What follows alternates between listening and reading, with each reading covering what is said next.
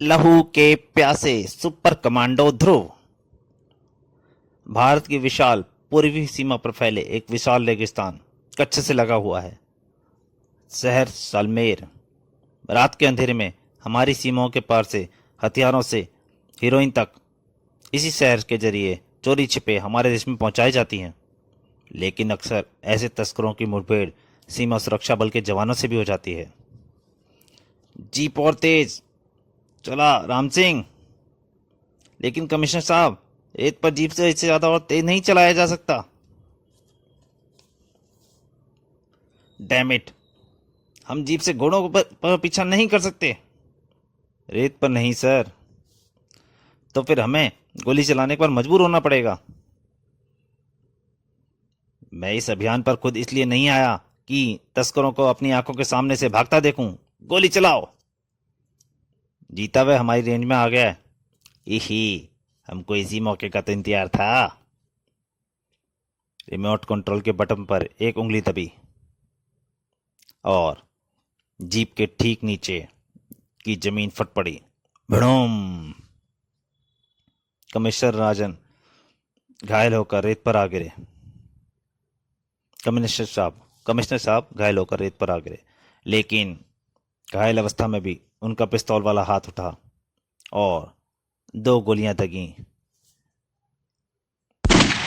निशाना चूक था। दोनों की लाशें जमीन पर आ गईं। देखते ही देखते घोड़ों की टापों और जीप के इंजन की आवाज से गूंज रहे रेगिस्तान में मरगट की खामोशी छा गई। सिर्फ एक आवाज इस खामोशी को तोड़ रही थी, कमिश्नर साहब के कराहने की आवाज। आह आह। लेकिन सलमेर के पास घटे इस हादसे का असर वहां से सैकड़ों किलोमीटर दूर स्थित राजनगर में होगा, यह किसी को नहीं पता था। रजनी, जल्दी से मेरा सूटकेस पैक करो, मुझे 3 घंटे में सलमेर की फ्लाइट पकड़नी है। सलमेर यानी राजस्थान? पर ऐसी क्या आफत आ गई?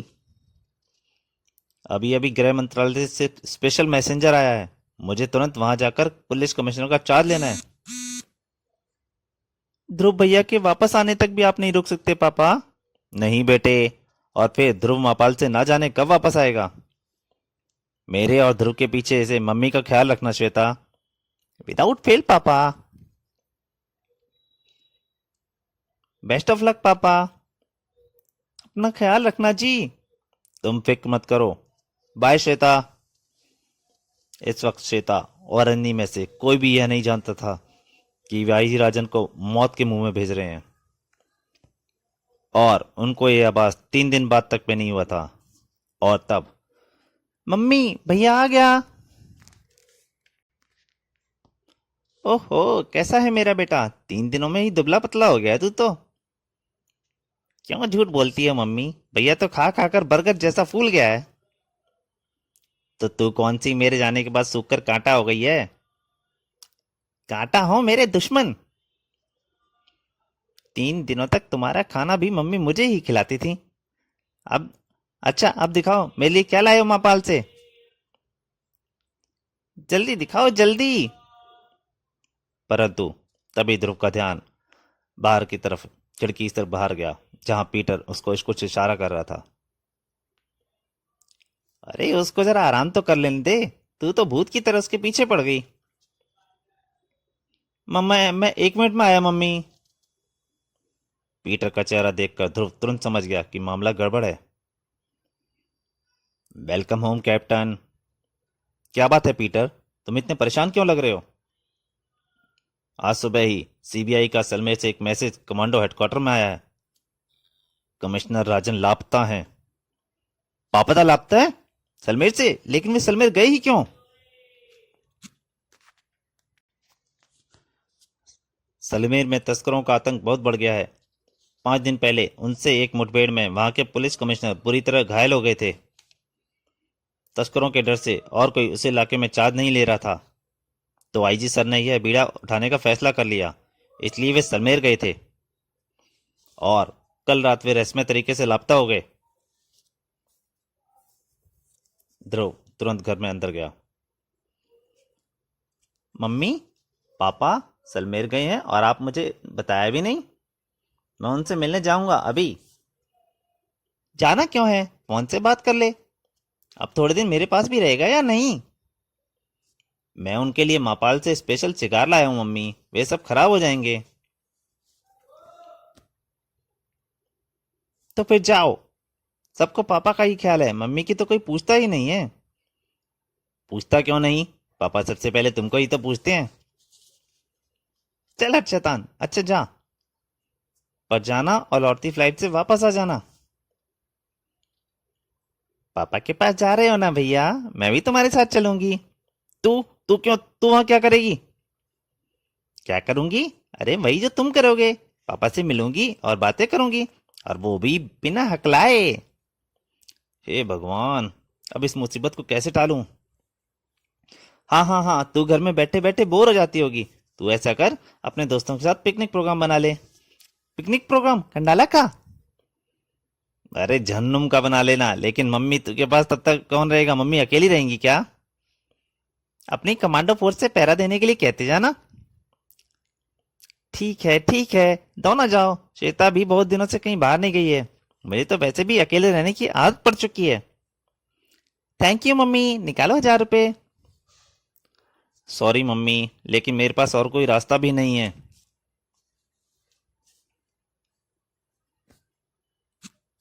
और अगले दिन सुबह जब ध्रुव सलमेर के एयरपोर्ट से बाहर निकला, तो उसकी हर हरकत पर तेज निगाहें गड़ी थीं। टैक्सी! देखा माधो, मैं कहता था ना कि इस नए कमिश्नर पर हाथ मत डाल, क्योंकि उसके बेटे का नाम है सुपर कमांडो ध्रुव। यह मैं भी जानता हूँ, महाराज भी। अरे इसी बला को तो वश में लाने के लिए महाराज ने अब तक कमिश्नर को जिंदा रखा है। तू उतना ही कर जितना तुझसे कहा गया है। चल, वह जा रहा है। ध्रुव इस बात से बेखबर था और उसका पीछा शुरू हो चुका था। महाराज, OGO 10 हेयर, शेर पिंजरे में आ चुका है। इस वक्त वह सवाई रोड पर स्थित दक्षिण की तरफ जा रहा है, शायद लोमड़ियों की मान में। लोमड़ियों की मान यानी police headquarter. Police headquarter. Message मिल गया, पीछे जारी रखो। ट्रांसमीटर पर एक दूसरा बटन दबा। दूसरे छोर पर एक मैसेज लेने वाला तैयार बैठा था। तुम्हारा शिकार इस वक्त शहर में आ चुका है कैक्टस। मुझे पुलिस की उतनी फिक्र नहीं है जितनी इस छोकरे की। आप इसकी चिंता से वक्त पर छोड़ दें महाराज। कैक्टस पिछले 72 निशानों में कभी नाकामयाब नहीं रहा है। पिछले 72 मिशनों में कभी भी नाकामयाब नहीं रहा है। दूसरी तरफ, आप पुलिस हेडक्वार्टर क्यों जा रहे हैं साहब? आप पुलिस वाले तो लगते नहीं। अपने काम से मतलब रखो ड्राइवर, और नजरें सड़क पर रखो वरना एक्सीडेंट। ध्रुव की जुबान पर मानो सरस्वती विराजमान थी। मैंने तुमसे पहले ही कहा था कि टैक्सी देखकर चलाओ। कौन है ये? अरे छोड़िए साहब, यह तो भीखा मल है, ना जाने कितने सालों से भीख मांग रहा है। रोज किसी न किसी गाड़ी से टकराता रहता है, पर हमारा आज तक नहीं। Shut up! अपनी गलती को इस बेचारे के सिर पर क्यों कर रहे हो? आप ठीक है ना बाबा? सहानुभूति की दो बोल सुनते ही बूढ़े भिखारी की आंखें डबडबाई। रहने दो बेटा, ऐसी चोटें और गालियां खाना तो अब मेरी जिंदगी का हिस्सा बन गया है। मैं भी कभी 10 भिखारियों को दान दिया करता था, बहुत पैसा था मेरे पास। लेकिन जब से मेरा इकलौता बेटा नशे की लत में पड़कर अपनी जान गंवा बैठा, तब से मेरा कारोबार भी की तरफ से ध्यान हट गया। मेरा कारोबार धीरे धीरे चौपट होने लगा और आखिरकार नौबत भीख मांगने तक आ गई। पर तुम जाओ बेटा, मेरे पीछे तुम अपना समय बर्बाद क्यों करते हो? साहब को तो सामने ही जाना है बुड्ढे, तू हटे तो ये जाएं। पुलिस हेडक्वार्टर यही है साहब। ध्रुव मुड़ा ही था, तभी लाओ साहब जी, तुम्हारा बक्सा मैं उठाकर पहुंचा दूं, 2 रुपये देना। तुम कौन हो? गरीब हूँ साहब जी, पेट पालने के लिए बोझा उठाने का काम करती हूँ। गरीब को 2 पैसे कमाने का मौका दो ना साहब। नहीं नहीं, अपना सामान मैं खुद उठाता हूँ। लेकिन ध्रुव यह नहीं देख पाया कि इसी बीच एक छोटा सा ट्रांसमीटर उसकी बेल्ट पर बड़ी सफाई से चिपका दिया गया था। यह श्वेता थी, जा भाग पड़ा आया सांप का बच्चा हूँ। ध्रुव को परेशान नजरों से देखता हुआ पुलिस हेडक्वार्टर की तरफ सीढ़ियां चढ़ने लगा। घूंघट में होने के कारण वह श्वेता को मुस्कुराता हुआ चेहरा नहीं देख पाया था। और 10 मिनट बाद ध्रुव डिप्टी कमिश्नर के पुलिस कमिश्नर के सामने बैठा था। बड़े शर्म के साथ कहना पड़ता है कि अब तक हम राजन साहब का कोई पता नहीं लगा पाए। वे परसों अपनी ड्यूटी के पहले दिन ही कच्छ के रेगिस्तान में गश्त पर गए थे। कल सुबह तक जब वे वापस नहीं आए तो हमने उनकी खोज शुरू करवाई। हमें उनके साथ गए 6 जवानों की लाशें और जीप के चिथड़े मिले हैं। कमिश्नर साहब का कहीं कोई पता नहीं है। मैंने तुरंत सारी सीमाएं सील करा दी। मैं पक्का तो कह नहीं सकता, लेकिन हमारी सारी छानबीन यही कहती है कि कमिश्नर साहब जिंदा हैं, हमारी सीमा के अंदर ही हैं। जीप के चिथड़े कैसे हुए? किसी विस्फोट से। हाँ, स्मगलरों ने पूरे रेगिस्तान में बारूदी सुरंगें बिछाई हुई हैं। वे हमारे जवानों को जानबूझकर पीछा कराते कराते उन स्थानों पर ले जाते हैं और फिर रिमोट कंट्रोल से उन सुरंगों को उड़ा देते हैं। आई सी। वैसे हम सलमेर की सीमा से लगे रेगिस्तान के चित्र समय समय पर हेलीकॉप्टर से खींचते रहते हैं ताकि किसी भी अप्राकृतिक बदलाव का तुरंत पता लगाया जा सके। वाह सर, क्या मैं उन चित्रों को देख सकता हूँ? क्यों नहीं, देखो ये चित्र हमने पहले 1 साल के दौरान अलग अलग समय पर खींचे हैं। ध्रुव एक एक चित्र देखता जा रहा था और उसकी आंखों की चमक बढ़ती जा रही थी। यह लड़का इन चित्रों में देखकर क्या खुश हो रहा है? रेत? Thank you sir. अब अगर आप इजाज़त दें तो मैं अपनी छानबीन शुरू करना चाहता हूँ। इजाज़त कैसी? स्मगलरों के इस खतरनाक गैंग को पकड़ने के लिए तो हम हर मदद का स्वागत करते हैं, और इसके लिए मैं तुमको अपना सबसे काबिल मुखबिर देता हूँ, जो इस पूरे इलाके के हर आदमी का अच्छी तरह से जानता है। कौन है वह सर? वह भीकामल। लेकिन सर यह तो भिखारी है। नहीं ध्रुव, यह इस इलाके का शायद सबसे ज़्यादा पैसे वाला व्यक्ति है। हीरोइन के नशे ने इसके इकलौते बेटे की जान ले ली, तभी से यह तस्करों का जानी दुश्मन बन गया। इसने अपनी सारी संपत्ति एक ट्रस्ट के नाम करके खुद एक भिखारी का रूप धर लिया, और इसी रूप के कारण यह हमारा सबसे कामयाब मुखबिर है। इसको भिखारी समझकर कोई भी तस्कर इस पर शक नहीं करता। अब तक यह लगभग 2 करोड़ रुपए की हीरोइन पकड़वा चुका है। यह तुम्हारी पूरी मदद करेगा, और कुछ भी पता लगते ही हमें तुरंत खबर करना। अपना सूटकेस पुलिस हेडक्वार्टर में ही छोड़कर ध्रुव बाहर निकला तो उसके दिमाग में पूरी योजना बन चुकी थी। जीता, वह बाहर जा रहा है। अरे बेटा, तुम तो वही हो ना जिसने अभी मुझसे बातें की थी? हाँ बाबा, मैं वही हूँ। तो मुझे जरा सड़क पार करा दो बेटा। जरूर आइए बाबा। भीकमल दबी आवाज में फुसफुसाया। डिप्टी कमिश्नर साहब के इशारे से ही मैं समझ गया था कि तुम हमारे ही आदमी हो। ना जाने क्यों तुमको देखकर लग रहा है कि अब मैं अपने बेटे की मौत का बदला ले सकूंगा, लेकिन हमको सावधानी से रहना होगा। हमारी हर हरकत पर नजर रखी जा रही है। ये लौंडा क्या कर रहा है? भले दिल का लड़का है, भिखारी को सड़क पार करा रहा है। हम पर कौन नजर रखे हुए है बताओ, तो मैं उनसे ही कुछ उगलवा लूं। तुम्हारे ठीक पीछे एयरलाइंस की बिल्डिंग की छत पर 2 आदमी खड़े हैं, लेकिन मुड़कर मत। एकाएक भीकामल का चेहरा, उसके चेहरे का खून निचुड़ गया। क्या हुआ? वह सामने आदमी हरी कमीज पहने और काला चश्मा लगाए जो आदमी खड़ा है, वह कैक्टस है, इस गैंग का सबसे खतरनाक हत्यारा। लेकिन वह यहाँ क्या करने आया है? मैं देखता हूँ। सड़क पार कराने के लिए धन्यवाद बेटा। यह तो अच्छे नागरिक का फर्ज है बाबा। मैं चलता हूँ। ध्रुव तेजी से उस तरफ बढ़ा जहां उसने 2 क्षण पहले कैक्टस को खड़े देखा था। लेकिन इस बीच एयरलाइंस की छत पर घटनाएं तेजी से घटने लगी थीं। यह उधर क्या करने जा रहा है पता नहीं, लेकिन वह हमारी नजरों से ओझल नहीं होना चाहिए। तभी उसकी दूरबीन पर एक लात लगी, धड़ाक। दोनों गुंडों को यह आभास नहीं था कि खतरा सिर पर आ चुका है। कौन हो तुम? कुछ काम है हमसे? चंडिका का अजीब रूप देखकर ना जाने क्यों दोनों गुंडे बेहद से सिर उठे, पर जवाब नहीं मिला। और फिर जीता और माधव पर कहर टूट पड़ा, ताड़ ताड़। लड़ाई शुरू होने से पहले ही खत्म हो गई। बस मुझे और मत मारना, मुझे पता नहीं था घूंसे इतनी जोर से भी लगते हैं।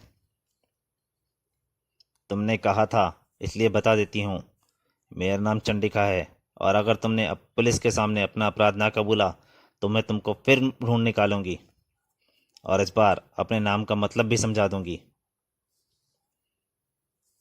दूसरी तरफ ध्रुव भौचक्का था। पूरे 5 मिनट से उस कैक्टस को ढूंढ रहा हूँ, अभी तो यहीं पर था, एकदम से ना जाने कहाँ चला गया। पर जाने दो, अगर इसके चक्कर में वे दोनों भी भाग निकले तो मैं फिर। मोड़ मुड़ते ही ध्रुव की नजर जिस दृश्य पर पड़ी उसके लिए वह कतई तैयार नहीं था। और फिर इन दोनों की तो हमें बहुत दिनों से तलाश थी, लेकिन हर कोई इनके खिलाफ रिपोर्ट लिखाने से डरता था। तुमने इनको कैसे पकड़ा? पर मैंने इनको नहीं पकड़ा सर। अरे फिर और किसमें इतनी हिम्मत है जो इन गुंडों पर हाथ भी डाले? हमें एक लड़की ने पकड़ा है साहब, पर हमें छोड़ना मत। हाँ साहब, वरना वह फिर कहीं मिल गई तो आपको जो भी पूछे हम बताएंगे। फिर बाद में, इनके अनुसार तो इन्होंने अपने बॉस को कभी देखा ही नहीं, उससे ट्रांसमीटर पर संपर्क करते थे। अपने बॉस का ये महाराज कहते हैं। इनका हिस्सा इनको डाक से मिल जाता है। काम की बात सिर्फ यही पता चली कि कमिश्नर राजन अब तक जिंदा हैं। पापा जिंदा हैं? वाह। हाँ, लेकिन वे कैसे हैं और कहाँ हैं यह इनको नहीं पता। खैर इतना जानता हूँ कि बहुत है कि पापा जिंदा हैं, बाकी मैं पता लगा लूंगा। इन दोनों गुंडों ने यह बताया कि इनको किस लड़की ने पकड़ा था। हाँ, कोई अजीब पोशाक और सुनहरे बालों वाली लड़की थी, चंडिका या ऐसा ही कुछ नाम था। चंडिका? तुम उसे जानते हो?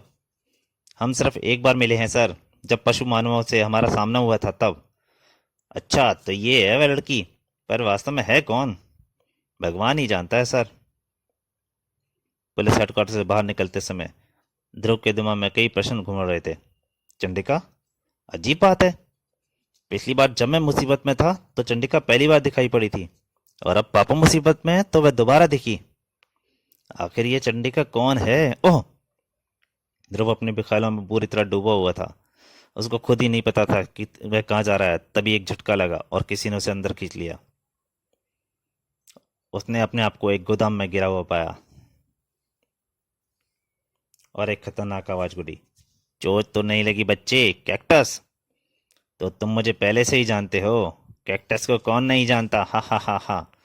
अगर मैं इस तक तेजी से पहुंच सकूं तो। ध्रुव कैक्टस की तरफ तेजी से लपका ही था। थाए एक गोली उसके माथे को रगड़ खाती हुई निकली। हा हा बेटे, अगर इस बार जरा सी भी कलाकारी दिखाई तो पूरे बदन में इतनी गोलियां घुस जाएंगी कि वजन दुश्मन दुगना हो जाएगा। मुझे वैसे ही किसी को गोली मारने में मजा नहीं आता। लाश मिलने पर पुलिस खामखा ही शक करती है। उसके लिए एसिड से भरा यह टैंक है, हड्डियां तक गल जाती हैं इसमें। वैसे तुम बोलो, कौन सी मौत पसंद है तुमको? हा हा हा। अगर ये बंदूकें मुझ पर ना तनी होती हैं तो मैं तुमको तुम्हारी मौत का रास्ता दिखा देता। अच्छा रहने दो, अगर तुम गुस्सा होते हो तो हम तुमको नहीं मारेंगे। अब हम तुम्हारा वही हाल करेंगे जो तुमने तुम्हारे पापा का किया है। पापा का? अगर तुमने उनको बाल विवाह करके कैक्टस, तो मैं तुम्हें जिंदा नहीं छोड़ूंगा।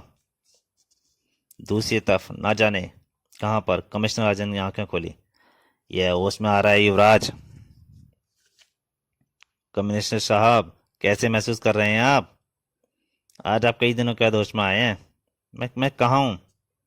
आप दोस्तों के बीच में हैं। यह डॉक्टर थम्पन है, यही आपका इलाज कर रहे हैं। मरीज से ज्यादा बातें मत करिए, इनका इंजेक्शन का समय हो गया है।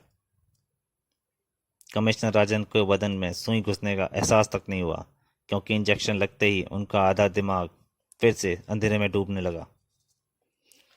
हा हा हा, शाबाश थम्पन। हीरोइन के ऐसे ही 10 इंजेक्शनों के बाद यह नशे का गुलाम बन जाएगा।